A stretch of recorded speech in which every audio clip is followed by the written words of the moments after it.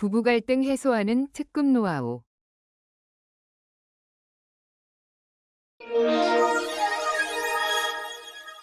오늘날 현대 가족에 있어 부부 관계는 중요하다. 부부는 사랑하는 남녀가 결혼하여 가족으로 살아가는 관계이자 삶의 동반자이기도 하다. 부부는 편안하고 행복한 결혼 생활을 기대하면서 서로 존중하며 새로운 경계선을 설정해 나간다.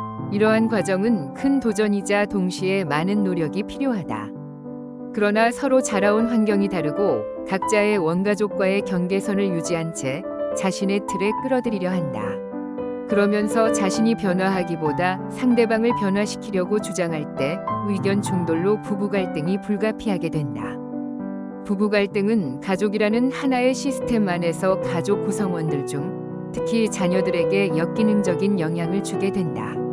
자녀는 부모와의 상호작용의 부재로 자존감이 낮아지고 미분화되며 만성불안으로 세대 전수되면서 증상이 나타나게 되는 것이다. 이러한 정서와 관계 패턴은 자녀가 배우자를 택하거나 경제적인 문제를 겪을 때 보이지 않는 충성심으로 부작용이 나타날 수 있다. 또는 알코올 중독이나 가정폭력, 이혼 등의 유형으로 나타나게 될 때 몸과 마음과 정서적 건강까지 피폐해지게 된다. 따라서 부부 갈등은 부부에게 변화가 필요하다는 신호로 받아들이고 원만한 해결 방안을 위해 노력이 필요하다. 부부 갈등 해소하는 특급 노하우는 부부가 자아분화되고 일치적 의사소통으로 긍정적인 상호작용과 적응에 초점을 맞추었다. 부부가 각자의 원가족과 분화되고 원가족 체계가 부부 갈등에 미친 영향과 원인을 깨닫게 되면서 서로 이해할 수 있다. 사고와 감정을 분리하고 타인과 구별되는 신념과 일치적 의사소통으로 성숙한 부부가 되는 과정을 통해 부부는 갈등을 멈추고 건강한 가족으로 회복할 수 있게 되는 것이다. 부부 갈등은 단순한 부부간의 싸움이 아니라 자녀에게 영향을 미치고 세대 전수가 되는 만큼 지혜로운 대처 방안이 필요하다. 배우자는 바꿀 수 없지만 부부 갈등은 노력하고 아는 만큼 변화될 수 있다. 이 책은 1부에서는 여러분에게 부부는 어떤 의미인가요? 2부에는 나는 왜 이런 배우자를 골라서 평생 갈등하며 살까? 3부에는 부부 갈등 해소하는 특급 노하우, 그리고 4부에는 행복한 부부의 조건의 내용을 담고 있다.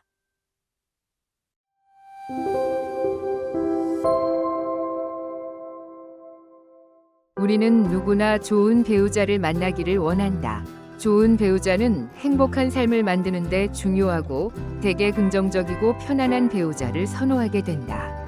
그러나 엮이는 가정에서 자란 배우자와는 평생 갈등하며 살 수 있다. 엮이는 가정에서는 자녀가 부모의 갈등을 보고 자라면서 정서적인 불안을 겪게 된다. 또한 자녀의 기본 욕구를 충족시켜주지 못하고 감정이 억압되어 성장하지 못하고 결혼한 후에도 원가족의 긴장과 불안한 정서나 낮은 자존감, 미분화 수준을 반복할 수 있다. 부부 갈등으로 인한 이러한 정서적인 문제는 원가족 및 배우자를 선택하거나 경제적인 문제, 보이지 않는 충성심으로 영향을 미쳐 부부 갈등을 재현하며 살 수 있다. 알코올 중독이나 가정폭력, 이혼 문제로 더 심화된 유형으로 나타나기도 한다. 엮이는 가정의 자녀가 배우자를 선택할 때 원가족의 영향을 받게 된다. 이는 어쩌면 당연할 수 있다. 배우자 선택은 무의식 과정이고 자신의 환경을 재현해 줄 사람을 고르게 된다. 그의 뇌에 저장된 원가족의 경험과 비슷한 사람에게 자신도 모르게 끌리게 되면서 엮이는 가정의 패턴을 지속하게 되는 것이다. 이는 어릴 때 낮은 자존감과 미분화, 그리고 정체성 혼란으로 고통스러운 갈등 상황을 다시 경험하면서 해결해 보려는 심리일 수 있다. 바원학파의 스카프는 자아분화 수준에 따라 부부 갈등의 단계를 설명하였다. 부부 갈등의 단계는 분화 수준 단계에 따라 증상이 다 다르다. 1단계는 정신분열증 단계이고 2단계는 투사적 동일시 단계이다. 3단계는 투사를 자각하는 단계이고 4단계는 부부가 서로 다름을 의식하는 단계이다. 그리고 5단계는 통합의 단계로 감정과 이성을 공유하는 단계이며 이 범주는 그리 많지 않다. 따라서 1, 2, 3단계는 분화 수준이 낮고 5단계는 분화 수준이 너무 높아서 목표로 삼기에 적합하지 않다. 4단계는 자신의 생각과 감정을 말할 수 있고 타인과 연합할 수 있으며 혼자 개별적으로 있어도 불안하지 않은 단계이다. 따라서 원가족의 문제를 이해하며 가족의 증상이 변화되기를 노력할 수 있는 단계로 목표 3기에 적합하게 된다. 자아분화 수준 단계에 따른 증상 1단계 배우자와 가깝게도 멀어질 수도 없다. 안정된 관계를 맺지 못해 불안한 결혼 생활을 한 결과 경계선 장애나 정신분열증이 발생한다. 2단계 각자 투사적 동일시가 사용되어 순환적 관계 패턴을 보인다. 추적자 도망자, 유능 무능, 논리적 감정적, 돌보는 자 환자, 화내는 화낼 줄 모르는, 성미급함 태평한 등 극단적인 성격 조합이다. 3단계 부부싸움 중에 투사가 일어나지만 싸움이 그친 후 투사를 자각하는 과도기적 상태로 의식적 분열이 되어 있다. 4단계 서로 다름을 인정하고 부부가 이심이체라는 현실을 인식하는 상태. 5단계 이상적인 통합의 단계 서로 다름을 존중하고 상대가 나와 별개의 사람임을 인식하며 상대방을 이해하고 그 이해를 바탕으로 배우자를 대하며 감정과 생각을 공유하며 일심동체 관계를 유지한다. 부부는 경제적인 문제로 갈등할 수 있다. 부부는 결혼함과 동시에 경제 공동체가 되어 서로 부양하고 책임져야 하는 의무를 갖게 된다. 생활비나 돈의 사용처에 대한 부분에서 의견 충돌이 잦아질 때 배우자의 불안이나 스트레스가 높아지고 자존감이 낮아지게 되면서 갈등이 고조되기도 한다. 부부 갈등은 여러 종류의 경제적인 문제로도 발생할 수 있다. 돈을 사용하는 방법이나 지출하는 사용처 또는 실속적인 소비인지 사치품에 사용할 것인지 현금이나 카드로 결제할 것인지에 대해 갈등할 수 있다. 또는 돈으로 배우자는 억압하는 도구로 사용하기도 한다. 배우자가 쓰는 돈에 일일이 간섭하거나 돈을 못 쓰게 하면서 억압하는 도구로 사용되기도 한다. 이러한 문제는 배우자의 안정감을 박탈하여 결혼 생활에 위험이 될 수도 있다.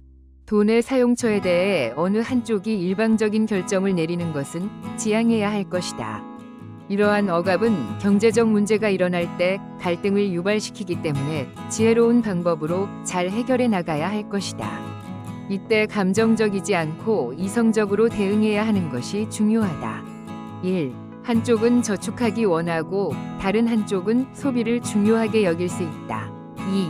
한쪽은 집과 가구에 지출하고 다른 쪽은 여행이나 외식을 선호한다.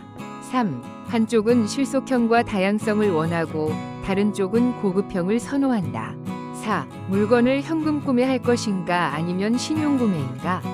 배우자를 억압하기 위해 돈을 무기로 사용할 때 갈등으로 이어질 수 있다. 이는 배우자의 삶을 통제하는 것이고 자신의 휘하에 가두려 할 때 배우자의 불만으로 이혼 소송까지 갈 수 있다. 내가 번 돈이니 사용한 출처를 밝혀라고 하거나 내 돈 어디로 빼돌렸나? 이제 생활비 못 준다 등으로 억압하는 것이다. 대개 남편이 아내를 길들이거나 자신에게 더 의존하게 만들려고 하거나 자신을 떠날지 모르는 두려운 심리에서 하는 행동일 수 있다. 또는 배우자가 돈 쓰는 게 아까워 돈을 아예 못 쓰게 하는 경우도 있다. 이때 배우자는 억압을 받으면서 남편에 대한 불안이 증가되고 신뢰는 감소되면서 감정이 악화된다. 이러한 갈등이 심화될수록 해결하기 더 어려울 수 있다. 1. 재정 상태에 대한 의견을 나눈다. 2. 장기 또는 단기적 재정 목표를 세운다. 3. 전문가의 도움을 받거나 비상금 설정을 한다. 4. 생활비를 절약하는 방법을 찾아보고 실천한다.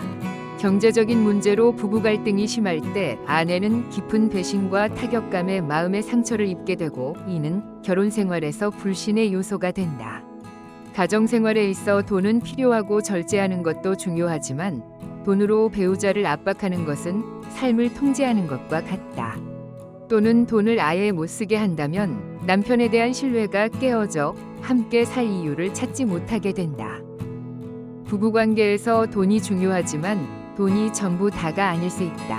경제적인 문제로 갈등하기보다 곧 좋아질 거라는 희망과 기대를 가지고 함께 대화하며 극복해 나가야 할 문제일 것이다. 돈을 아끼는 것도 중요하지만 너무 아끼려다 각박하게 살아간다면 이는 두 부부에게 불행한 일이다. 보이지 않는 충성심도 부부 갈등의 원인이 될 수 있다. 인간의 충성심은 두 가지 형태로 나타나는데 하나는 보이는 형태이고 다른 하나는 보이지 않는다.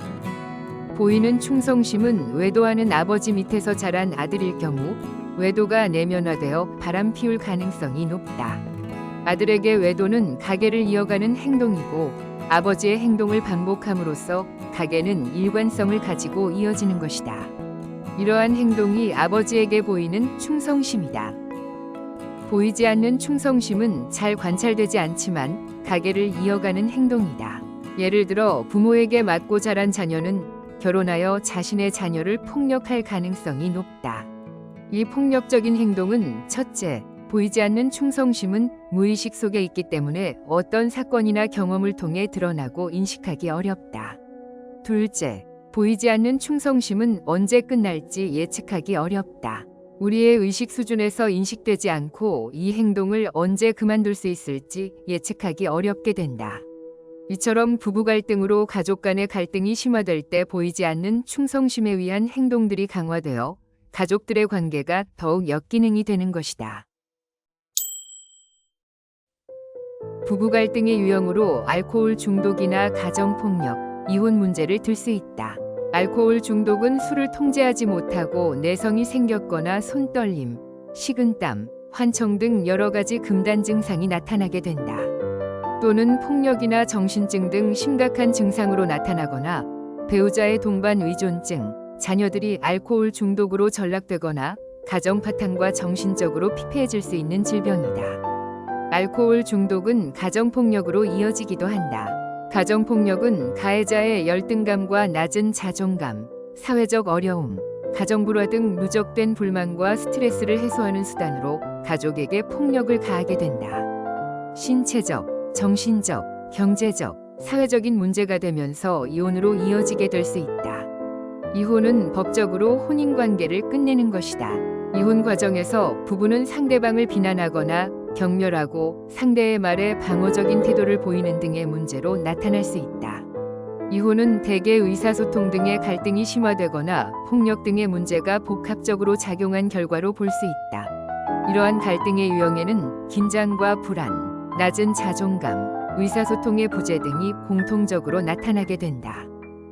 알코올 중독은 술에 대한 강한 내성과 금단, 집착 등으로 후유증이 남게 된다. 중독자는 음주 욕구와 의존을 통제하기 힘들고 강박적 증상으로 정신질환, 신체적 통증, 스트레스 등을 잊기 위해 술을 마신다. 이는 자신의 심신을 갉아먹는 행위이다. 또는 가족이나 업무, 학업 등 사회적 기능의 장애를 겪으면서도 술을 마시기도 한다. 술을 마시지 못하면 금단 현상으로 불안이나 공격성 등을 보인다. 고혈압이나 당뇨, 간질환 등의 신체 질환이 동반되어서도 마시며 우울증이나 불안장애, 조울증, 강박증, 반사회성 성격장애, 조현병, 분노장애, PTSD와 같은 정신질환이 될 가능성이 높다. 이들은 알코올 중독자인 경우가 많다. 알코올 중독은 유전적인 요인과 환경적인 요인, 그리고 심리적인 요인 등으로 나타날 수 있다. 알코올 중독의 약 60% 이상이 부모에게 유전되거나 중독자의 자녀는 그렇지 않은 사람의 자녀보다 4배 이상 중독률이 높다. 환경적인 요인으로는 정신적인 스트레스를 받거나 불안이나 우울 등을 해소하기 위해 과음을 하고 이것이 알코올 중독으로 이어질 수 있다. 심리적으로 술은 불안에 대한 방어이고 손상된 자아 기능의 투영이다. 심리학자 아들러는 알코올 중독의 원인을 불안감을 일으키는 열등감과 책임감의 회피로 보았고, 스킬더는 어릴 때 조롱이나 냉대 등에 의한 불안에서 발생된다고 하였다. 즉, 불쾌한 정서적 경험을 싣거나 긴장 완화 수단으로 음용하게 되는 것이다. 바원은 역기능적 정서 체계가 세대 전수되는 과정에서 분화 수준이 낮아지면서 알코올 중독이나 정신장애가 발생된다고 하였다. 또한 부정적인 상호작용으로 인한 스트레스로 알코올에 의존하게 되기도 한다. 알코올 중독은 가족 질병으로 본인과 가족들을 서서히 파괴시킨다. 본인, 술에 대해 강한 집착을 가지면서 매일 술을 마시고 자신이 해야 할 일을 미루면서 일상생활에도 지장을 받는다. 술을 중단했을 때 금단 현상 때문에 불안이나 손떨림, 우울감이나 환청 증상도 나타난다. 배우자, 무기력하고 공격이나 반항하면서 가게를 돌본다. 중독자 대신 가정 경제를 책임지고 생활고나 역할과중 등 스트레스로 자녀를 제대로 돌볼 수 없다. 소외감이나 수치심, 죄책감, 고립감 등으로 엮이는 가정이 된다. 자녀, 친구 관계가 어렵거나 대리 부모 역할이나 폭력의 대상이 되기도 한다. 부모에게 감정을 솔직히 표현하지 못하거나 역할혼동을 경험하며 부모의 학대나 방치, 공격성, 행동 문제, 학업 문제, 학교 부적응 현상을 겪는다. 정서적으로 자존감이 낮고 죄책감이나 불안, 두려움, 불신, 분노를 경험하거나 성인 아이가 되어 대인관계의 문제를 겪는다. 배우자의 동반이존증은 중독자의 알코올 문제를 지속시키고 회복을 방해한다. 즉 중독자는 알코올에 의존하고 배우자는 중독자에 의존한다. 첫째, 중독자를 감싸준다. 중독자 문제로 수치심이나 불안, 분노 등의 감정을 숨기고 중독자로 인한 나쁜 결과로부터 보호하는 해결사 역할을 함으로써 중독자가 계속 술을 마실 수 있다. 둘째, 심각한 문제가 아니라고 부정한다. 배우자의 동반 이존의 항상성으로 유지하게 되면서 부부 갈등을 유발시키게 된다. 이러한 가족들의 비건설적인 반응은 환자의 질병을 악화시킨다. 가정폭력은 가해자가 부모나 배우자, 자식 등 가족들에게 자기 만족을 위해 폭력을 하는 행위다. 그의 행동은 심리적, 경제적, 사회적인 요인에서 발생된다. 가해자는 열등감이나 낮은 자존감, 피해망상 등 가정 불안화 누적된 불만과 스트레스를 해소하기 위한 수단으로 가족에게 폭력을 가한다. 경제적으로 힘들 때 불안이나 분노 등이 기폭제가 되고 폭력적인 의사소통이나 언어 환경도 가정 폭력의 위험을 높이는 원인이 되기도 한다. 사회적인 스트레스와 좌절, 갈등, 폭력의 노출, 폭력의 세대 전수, 가부장적 가치관, 사회적 폭력 근절 시스템의 미비 등의 요인으로 발생될 수 있다. 가정폭력자는 가부장적 사고방식과 성역할 고정관념과 아내를 통제하려는 경향이 있다. 또한 낮은 자존감과 불안, 우울, 스트레스, 음주, 사회적 고립이나 원가족에서 폭력 경험에 노출되었거나 분노 조절 문제, 여성에 대한 적개심, 폭력에 따른 보상 경험 등을 가지고 있다. 가정폭력은 대개 여성에게 일어나고 폭력하는 남성은 협박이나 경멸의 말투, 신체학대 등의 행위를 한다. 이때 자녀들은 불안과 두려움, 집중력 결핍, 공격적 또는 위축된 행동을 보이고 가출이나 학교 폭력, 비행에 빠지기도 한다. 이러한 폭력 성향이 대물림될 때 심각성은 더 커진다. 폭력 장면에서 역기능적 의사소통이 큰 비중을 차지한다. 배우자를 비난하거나 무시 또는 모욕적인 폭언 등 의사소통이 제대로 이루어지지 않을 때, 부부 갈등에서 감정 조절에 실패할 때 폭력을 행사하게 된다. 여기에 TV나 각종 미디어 매체 또는 가족 간의 대화가 실종되는 현상은 서로를 점점 더 이해하기 어렵거나 갈등이 해결되지 않을 때 사용하게 된다. 가정폭력은 부부관계를 깨고 권력과 종속 및 두려움이 순환되는 관계 패턴을 만들게 한다. 건전한 가정으로 발전시키기 위해 가족 간의 대화와 상호작용은 가정폭력을 예방하는 방법이 된다. 이혼은 부부가 혼인 관계를 종료시키는 법적 행위이다. 이혼 과정은 당사자들에게 큰 스트레스이며 경제적인 문제나 성격 차이, 가정폭력, 외도 등을 원인으로 볼 수 있다. 이 중 경제적인 문제로 가장 많이 갈등하게 되는데 배우자의 사치나 도박, 빚 등도 이혼의 사유가 된다. 성격 차이는 부부의 가치관이나 생활 습관 등의 차이로 갈등을 반복하게 되면서 결국 이혼하게 되거나 가정폭력과 배우자의 외도도 이혼 사유가 된다. 이혼은 부부 갈등을 해소할 방법을 찾지 못하였거나 애정 상실이나 성적 불만, 대화 단절 등 정서 교류가 끊어진 결혼 생활의 결과이다. 즉, 수많은 갈등과 불화가 누적된 결과로서 당사자는 물론 특히 자녀나 부모, 형제들에게도 큰 스트레스가 된다. 당사자는 심리적으로나 경제적으로 또는 자녀 양육이나 사회적인 면에서 어려움을 겪게 된다. 심리적으로는 전 배우자를 원망하거나 상실감, 슬픔, 무력감, 정체성 위기, 불안, 수치심, 후회, 외로움 등을 겪게 되며 경제적인 궁핍으로 불행해지는 경우가 대부분이다. 특히 자녀가 딸린 경우라면 너무 적은 양육비로 생활하는 것은 만만하지 않다. 이러한 어려운 환경 가운데 자녀를 양육하면서 자녀의 앞날에 대한 걱정이나 자녀를 돌볼 시간의 부족 문제를 겪게 되기도 한다. 또한 대인관계가 축소되거나 고립되며 사회적 편견에 시달리기도 한다. 그러나 자녀의 존재는 경제적으로 부담을 주기는 하지만 살아가는 이유가 되고 원동력이 되기도 한다. 자녀의 입장에서 부모의 이혼은 고통스럽다. 부모와의 상호작용 경험이 박탈되거나 안정된 가정에 대한 욕구가 좌절되며 사랑하는 대상의 상실, 불안과 혼돈, 죄책감 등으로 공격성이나 학교 부적응 현상을 보일 수 있다. 또는 낮은 자존감과 죄책감, 우울증이나 사회생활에서의 어려움과 미래에 대한 두려움 때문에 신경증을 겪을 수 있다. 자신이 중요하지 않은 존재이고 버림받음에 대한 슬픔이나 분노하게 된다. 특히 사춘기 때 부모 없는 외로움이나 스트레스나 가출, 분노, 공격적인 행동 등 반사회적인 행동을 보이기도 한다. 때로 가출 청소년이나 비행 청소년, 소년범이 되기도 한다. 성인이 되어 결혼에 대한 만족도도 낮다. 이는 자신이나 배우자의 시각에서 바라보는 능력을 성장기에 기르지 못하여 결혼 관계에서 쉽게 실망하고 불행감을 느끼기 때문이다. 부부 갈등은 자녀에게 긴장과 불안 등 정서 체계 손상을 유발하며 배우자를 선택할 때나 경제적인 문제, 보이지 않는 충성심으로 영향을 주게 된다. 또한 알코올 중독이나 가정폭력, 이혼 문제로 더 심화된 문제로 나타나게 되기도 한다. 다음은 필자가 상담한 사례 중 3케이스를 소개하려고 한다. 각자의 갈등하는 모습은 다르지만 부부 갈등이 가족들에게 미치는 영향이 잘 드러나 있다.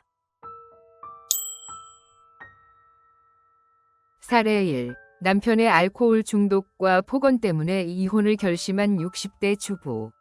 내용: 위뢰인은 가난한 집의 이녀 중 장녀로 태어났다. 친정아버지의 성격은 강하고 냉정하며 친정어머니는 심한 알코올 중독이다. 위뢰인은 술과 담배를 하고 아버지 성격을 닮은 자신을 독사로 표현할 정도로 강하고 완고하다.